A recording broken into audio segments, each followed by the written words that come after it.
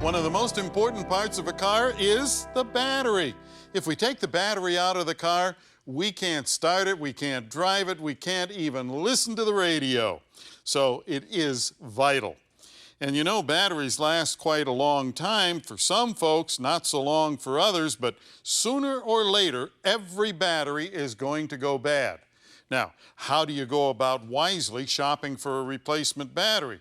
Well, for years I've been telling you that the one criteria, cold cranking amps, well, that's still very important because cold cranking amps tells you the ability of the battery to do work right now. And the higher the cold cranking amp rating of the battery, the better it is for your car.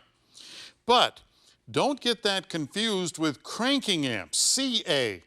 See, cold cranking amps, CCA, cranking amps, CA. The cranking amps are rated at 32 degrees Fahrenheit. Cold cranking amps are rated at 0. And the higher the temperature of the battery when they're doing the rating, the higher the numbers. So that CA rating may look impressive, but it really isn't. Rely on cold cranking amps. Now, back in the day, when you had an average car, it would have a monster old big starter like this thing here.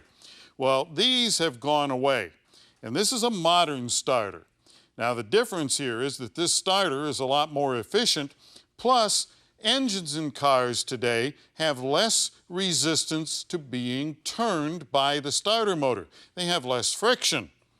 So that means that we can modify this cold cranking amp rating just a teeny little bit because we want to add something else into the equation, and that something else is RC, reserve capacity.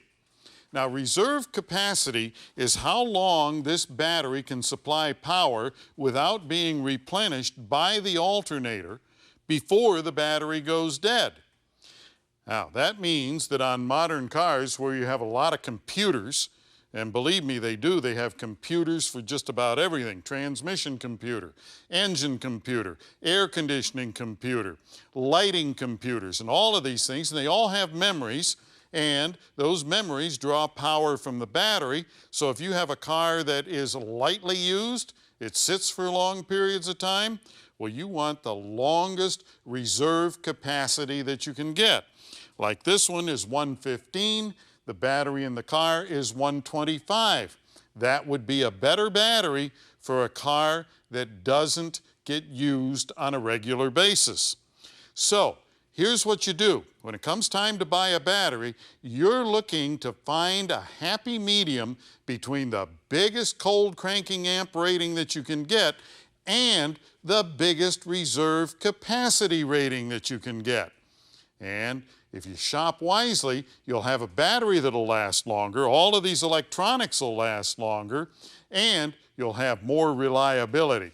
And if you have a question or comment, drop me a line right here at MotorWeek.